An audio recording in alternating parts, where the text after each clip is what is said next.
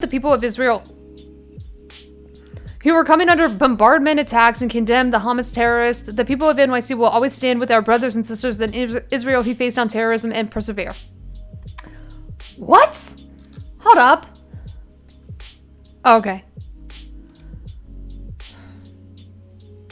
Wow. Oh no. Oh no.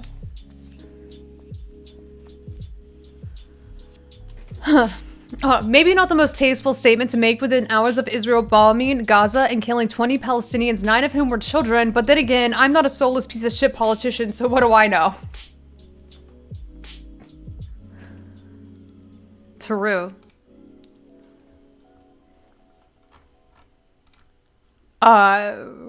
Very in poor taste. In poor taste. Here's a look. Here's a look. Icy Danger, thank you for retweeting this real quick. The Gaza Strip is still being attacked by Israeli war planes. Until these moments, civilian homes are among the targets.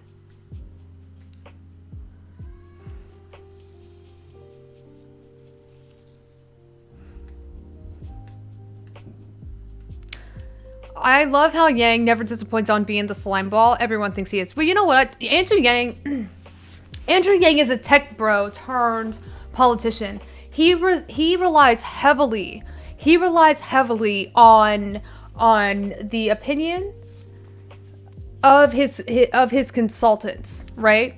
He is fueled by propagandized neoliberal at best public opinion, right? Strewn together by a handful of consultants who tell him what to say because he does not know anything about the political sphere or the inner workings of politics in the way that, you know, career politicians might, right? So in reality, Andrew Yang tries to make up for his lack of know-how or knowledge in the way that our political institutions operate, right? And you can tell, based on his public opinion on things such as the relations between Israel and Palestine, that he has consultants who have worked within the Washington apparatus, right, that tend to maintain the status quo in Washington, right? So power brokers, but from within the Democratic Party are telling Yang what to say. That's abundantly clear. Boy Meets Minnie, thank you so much for resubscribing 2 months in a row. So I'm not surprised that this is what Andrew Yang thinks, because let's be honest, Andrew Yang does not have an actual genuine opinion on these matters, right? So he really does echo the sentiments of your run-of-the-mill Washington political elite, member of this apparatus that tends to maintain the status quo within our government, right? And within our political institutions. He'd make his campaign manager an algorithm. He'd make his campaign manager an algorithm if he could. Yes. Wise Mist, thank you for the follow.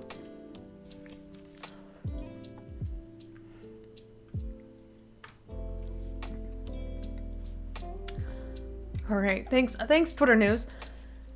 Tensions have been rising in Jerusalem for several days, with violence escalating on Monday between Palestinians and Israeli police as police fired gun grenades inside Al-Aqsa Mosque. I'm so sorry for butchering that. One of the holiest sites of Islam. Our demonstrators threw stones at police. Hundreds of Palestinians and around 30 police were injured, according to reports. The situation escalated further as Hamas fired rockets toward Jerusalem before Israel launched its own airstrikes against what it said was militant targets in the Gaza Strip. Israeli airstrikes have killed at least 20 people, including 9 children, according to Palestinian health authorities.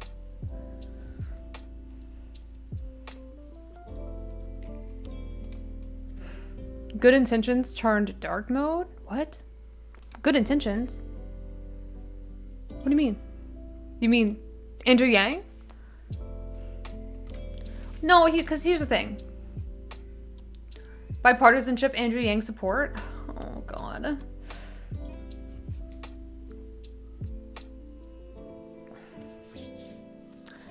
whenever you're Andrew Yang, you get to choose your company. You can say, I mean, I'm assuming, Andrew Yang has the capacity to determine how far left or progressive he wants to go in his policy prescriptions, right? And so if he wanted to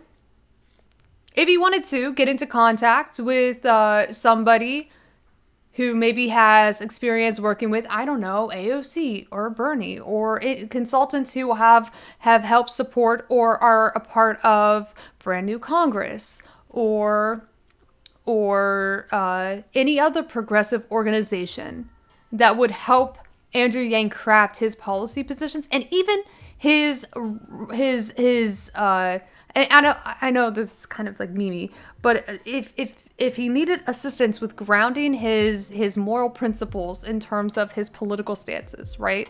Because I really think that it's not that he is immoral. I think that in many respects he's amoral. He is apolitical. He does not have the knowledge to craft his own political opinions, which is a very bad position to be in whenever you're running for mayor in one of the largest cities in the world, right? Kind of seems like Andrew Yang took a few steps ahead before he was really ready. But again, he ran for president. So it's not like Yang's following any order of operations here. He's literally winging it. All right? To be fair, Yang himself is memey? Yes.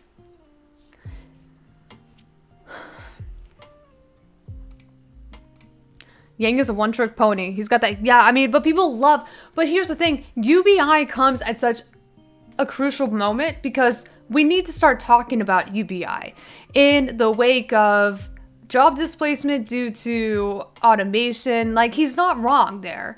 And because we have such wealth disparities in terms of accumulation of wealth, that obviously can be addressed through, increasing the minimum wage. But even then, a UBI still is not a bad idea if it is coupled with other changes in policy and other programs that could be adopted alongside a UBI, like fully expanding our entitlement systems and implementing universal health care and implementing a homes guarantee and implementing universal education and a foods program at a national level. All of these things would be absolutely necessary and would work really well with a UBI. But a UBI in and of itself is not going to cut it. And Andrew Yang could not figure that out, right? Which, was indicative that he was over his head. He was in over his head on the campaign trail when he was running for president. He had this idea. It stuck with a lot of people because in the minds of those who are doing quite well, and they're thinking to themselves, oh, everyone gets $1,000 a month. I know what I could do with $1,000 a month. That would really help me out. In addition to, my salary that I'm making, or, I am a dependent right now. And as a 17-year-old, it sounds pretty fucking cool to get $1,000 a month in a year, right? So that's where Andrew Yang did have a wide variety of supporters, because quick money just sounds really nice, doesn't it? But then you read the fine print and you realize, oh no, these are sacrifices that would have to be made that would disproportionately harm the working class and the working poor whenever they would have to pick and choose between which social program they would opt into if you can't have both and you would have to choose one or the other. Do you want food stamps, UBI, or some of them would stack, but a big thing is what about housing? And he said Section 8 vouchers would be a part of that as well, right?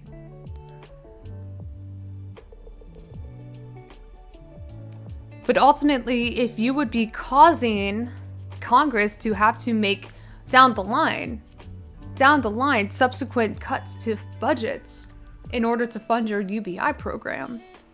And yeah, you could have Section 8 vouchers on top of a UBI, but if you cut the funding of Section 8 even more and you offered less vouchers, right, because there's only a finite amount of money set aside for these other social programs, then ultimately it does not even serve the purpose of offering multiple ways of collecting government subsidies or programs, right? And that's something else that Yang just could not wrap his head around.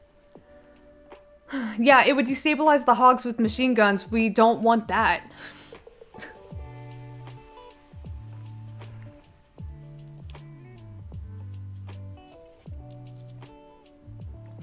It seems like all Andrew Yang wants is power and won't know how to execute it if he was to be elected mayor. I think anybody who runs for office probably does want a little tasty taste of the power. Some people want to have power and use it for good. I don't know why Andrew Yang wants to be mayor, because he doesn't really read as like some like power hungry, corrupt politician either. That's why like a lot of people think, oh, like Andrew Yang seems to have like pure intentions of the heart. He just doesn't know what the fuck he's doing. But if he were to amass more power, would he turn into like your run-of-the-mill corrupt politician? It kind of seems as though there is a knowledge gap and he fails to understand. I think that he does lack the awareness of the overall plight of the working poor. And even if he were to be enlightened, I'm not so sure that he would be so sympathetic.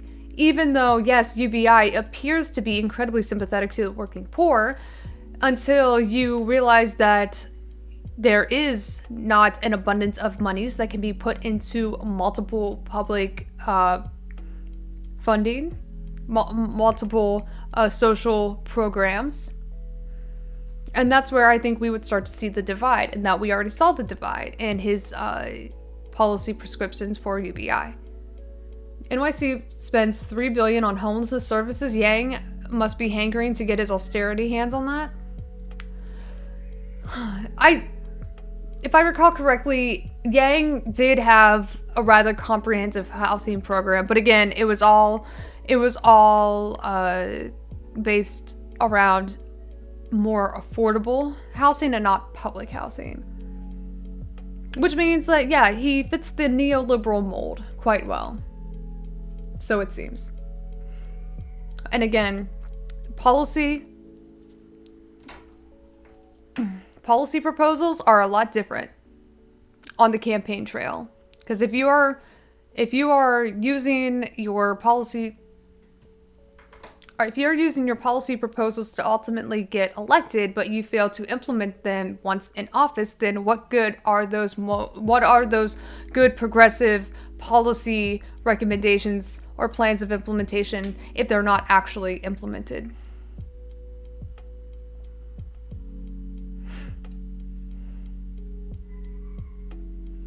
This incredibly, amazingly insightful, high-level political... I'm smart. Says, oh, Substuff, that is so sweet, but I don't even know if it's true. And is it really high level? I don't think so, but thank you so much. This incredibly, amazingly insightful, high-level political analysis can only be found here, folks. Remember to follow and sub. Oh, that's so sweet, but let's not get too... Okay. So, I'm just gonna pull that shit up. Jamie, pull that shit up. Pull that shit up, Jamie. Andrew Yang housing plan. Oh, chat, I'm pretty tired. Spam it, chat.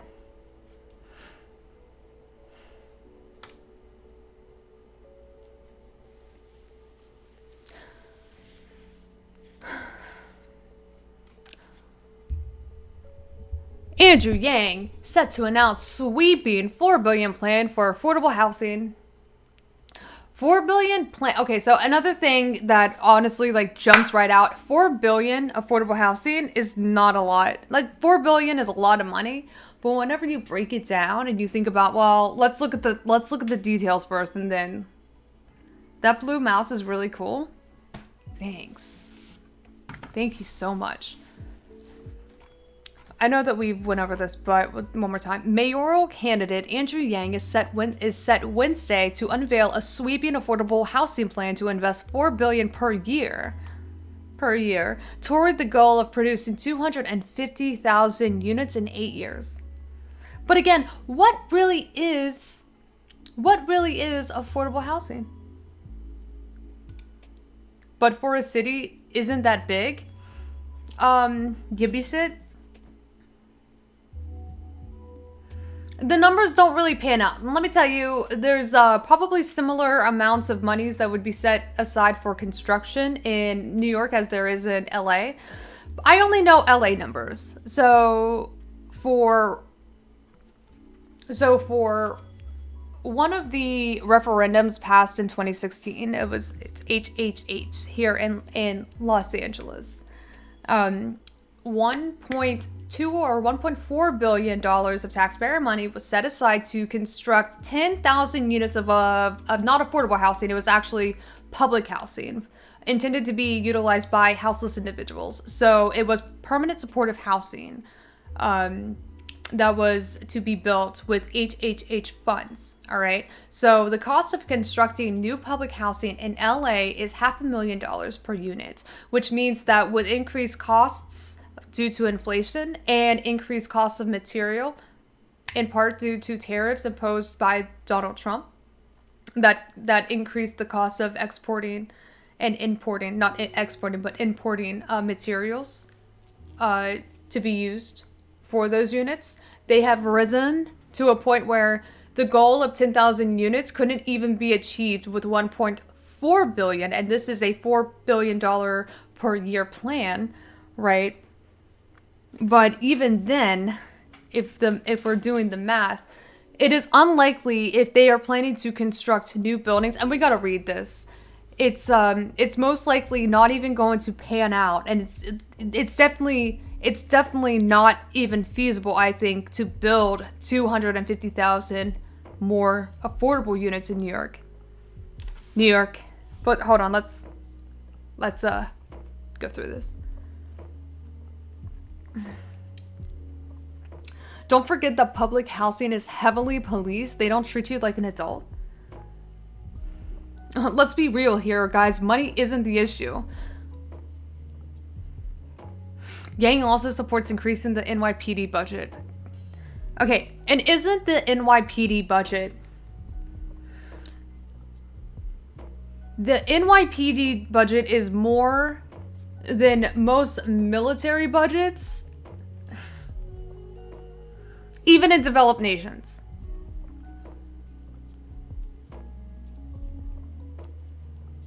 $10 billion. An advanced copy of his speech obtained by NY1 shows the Democrat will tout his blueprint as the most expansive since the era of Mayor Ed Koch. In many years, the task ahead is much tougher than what Mayor Koch faced, Yang is expected to say. According to his prepared remarks, as the first mayor after the fiscal crisis of the mid-70s, Ed Koch benefited from lower land prices and a giant store of city-owned properties. The policy proposal is one of Yang's most substantial to date. The frontrunner in the Democratic primary is best known for his plan to spend $1 billion per year toward a basic income of $2,000 annually for New Yorkers living below the poverty line.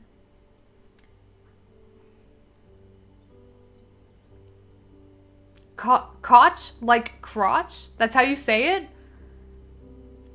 Are you sure? Yeah? That sounds filthy. I'll say Coke. And while his platform tackles a broad range of issues, particularly relating to reopening the city, some pitches have been lacking in detail. On Wednesday, the former president candidate is set to propose such steps to accelerate and enable the creation of affordable housing, including eliminating city council member deference. Yeah, it rhymes with crotch. Koch brothers rhymes with Coke. Koch brothers is Coke. Yes, Nick the Plumber is correct. It's Koch. It sounds filthy, but it's pronounced like Koch. It's the same. Hold on. Wait a minute. So, just to be clear, a last name spelled the exact same can be pronounced either way. And somebody was like, we're going to pronounce this Koch. It does sound filthy. It does. Okay, so eliminating city council deference, rolling back mandatory parking minimums, legalizing single-room occupancy buildings and accessory dwelling units, also called SROs and ADUs, and overhauling the Uniform Land Use Review Procedure, or URP, to speed up approvals of 100% affordable developments. So there's a company in Minnesota spelled like Coke, but it's pronounced cock. Hold the fuck up. And I thought I had a weird ass last name. Okay. A rezoning of a neighborhood to build denser, new types of housing runs in a bureaucratic gauntlet that favors the loudest voices in the room, not necessarily the most sensible. Yang is such to say years of work would often end with inertia. Michelle Cuppersmith of Open New York, a group that advocates for more housing and lower rents, told NY1 she's encouraged by the scope of Yang's proposal. She added, Yang's support for ending parking minimums requires significant courage. People in the city love their cars, and it's definitely a tough call to make for affordability, and it's a fairly bold stance for a candidate to come out and say we need housing for people rather than cars. Yang has been atop the most recent public opinion surveys of the race. The recent NY1 Ipsos poll had him at 22% support among voters, ahead of all of the Democratic rivals. So here's the thing.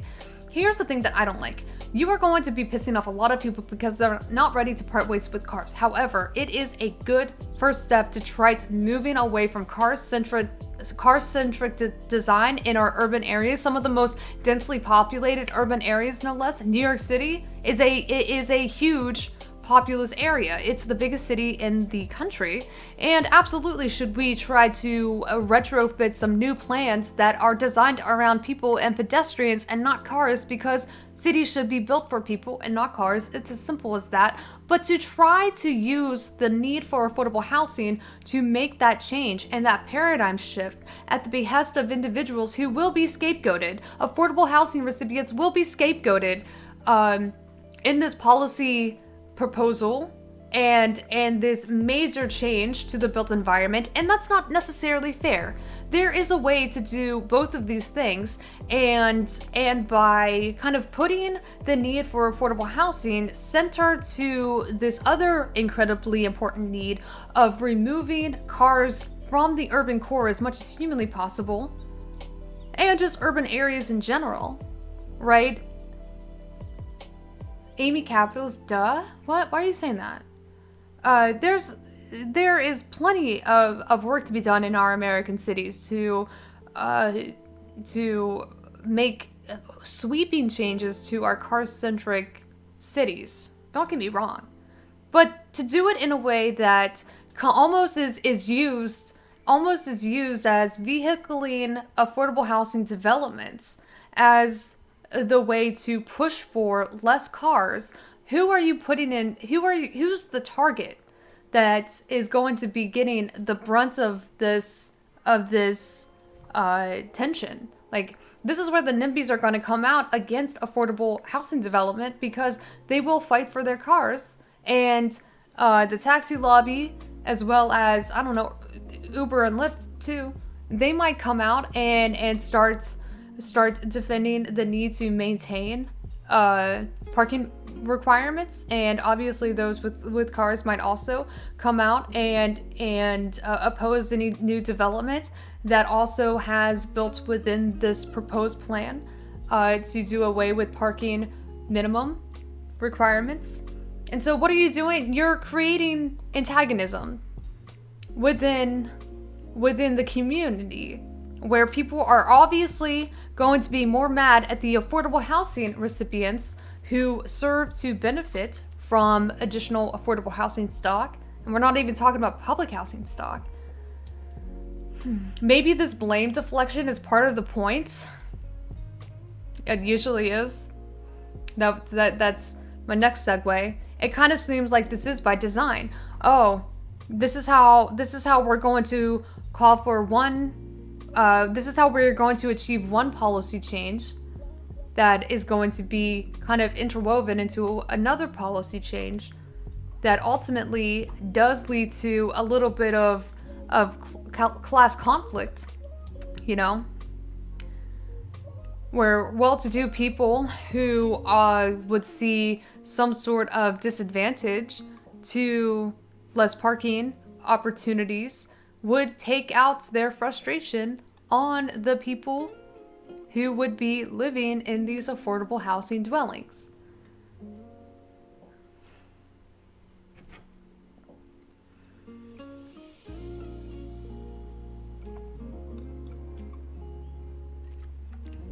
Much like, growing population in Austin, Texas. Growing houseless population in Austin, Texas. Ordinances to decriminalize houseless individuals put on a referendum a few years back. Growing houseless population leads to that referendum being reissued. And those who were maybe first in favor of decriminalizing homelessness in, whenever this was 2016? 2016, big year. Maybe it wasn't 2016. But maybe somebody who voted to decriminalize homelessness turned around and very recently voted in favor to criminalize homelessness because they started to see the impacts of this legislation, this local legislation, this rule change, this ordinance that made it a little more uncomfortable to share open space with houseless individuals because decriminalizing homelessness did not lead to less houseless individuals on the street. It just allowed them to live freely in the public sphere and in location closest to city resources to enhance or better ensure the survival of these houseless individuals. At which point, the issue here is not, or should not, have been the existence of houseless individuals. What really should have been brought to the referendum table was whether or not you were okay with maybe a city bond funneled by your tax dollars to increase public housing stock so that you could safely see houseless individuals move from the park to supportive housing and reintegrate themselves into society. That was not an option that was put on the table, though. Same thing with Andrew Yang. His policy proposals say nothing about public housing, only affordable housing. Who builds affordable housing? The private sector. Who will benefit from doing away with this URP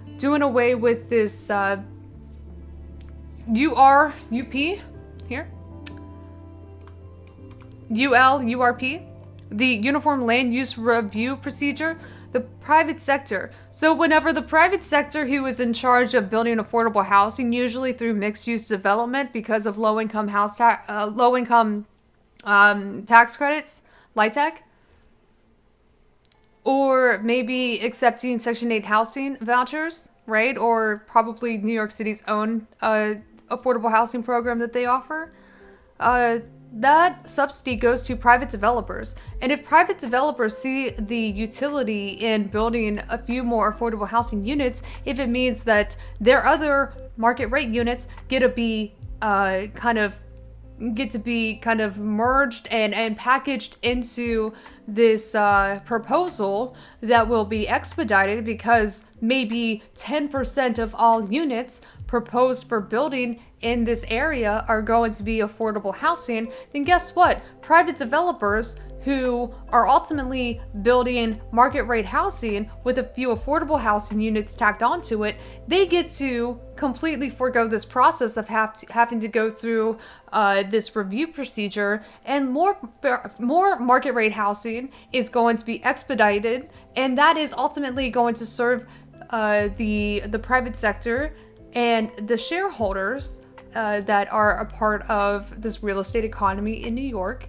And ultimately, this could perpetuate the very issue that Andrew Yang is seemingly trying to avoid, where you're going to be increasing the supply of fair market value housing more than you will be providing affordable housing.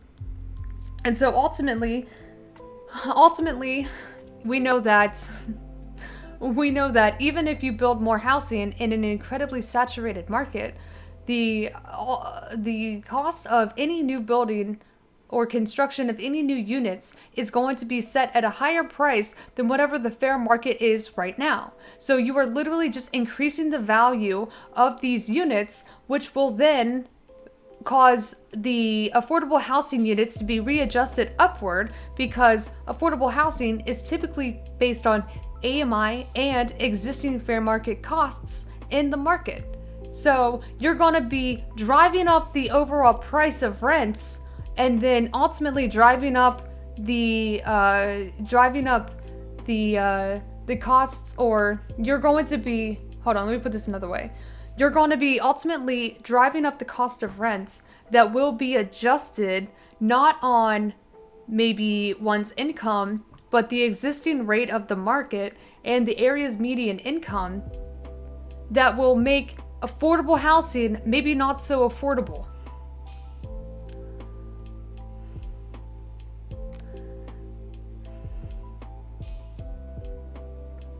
Because remember, affordable housing is not based on income so much as it's not based on one's individual income so much as the aggregate or collective income, which is called the area median income, right? Depending on the city, I guess we would have to look closely at maybe the stipulations of New York City's affordable housing program to see if there's something that's a little different. But basically, it's going to be really difficult to incentivize private developers to build affordable housing, because they are looking to increase their revenues and enhance their bottom line. And they're going to be doing the bare minimum in terms of how many affordable housing units they build. And there is no guarantee that private developers will even make good and honor these ordinances, because we know far too often private developers will eat the costs of whatever penalty they incur whenever they don't adhere to inclusionary zoning standards, because it's cheaper to just pay a fine than to adhere to those standards and then have those units that are part of their new multifamily housing complex designated as affordable, and that subsidy might not be worth it in the end based on how much money they would make by keeping those units at fair market rate. Obviously, there would be more money to be made if there was no ceiling or no rent control standard that applied to any of their units. And for that reason, developers literally do this all the time. They tell the city, we're not going to build affordable housing units in our new construction. The city says, okay, here's your fine. And they say, all right, here's a check. And then no affordable housing is built. And that's another thing that happens a lot. The very least they could do is build more homeless shelters. You know what? The thing is there are plenty of vacancies, and there's going to be plenty of vacancies, especially now with such a big change due to COVID-19 and companies just deciding to stay remote. There's going to be an influx. We are going to see surplus. We're going to see a surplus. The likes, not to sound all Trump-like, but like the likes of which we've never seen. There's going to be so many available commercial spaces, right? Where cities could just be like, all right, we're going to take this vacant commercial space, we're going to convert them into public housing. It could be done. Of course, it's going to cost money. Of course, it's going to cost money. I mean, it costs money to do anything. But if the city, the municipal government were truly interested in trying to find long-term solutions to their growing houseless population, they could. But they don't. Gonna be interesting to see people justify maintaining homelessness when the middle class stays remote.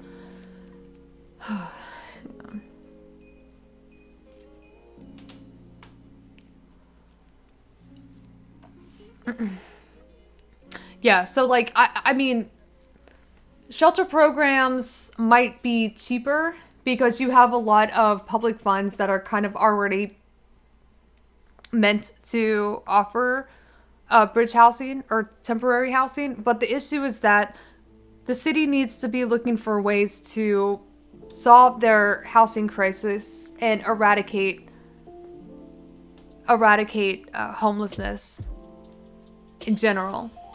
And that simply cannot be achieved through a shelter program in and of itself. I highly doubt vacated office buildings are going to be used for public housing. It's going to be luxury apartments. Yeah, it's going to be luxury apartments if the government doesn't say, you know what, we are going to buy this vacant space, we're going to convert it into public housing, and we're not going to allow private developers to go through the process and convert these spaces.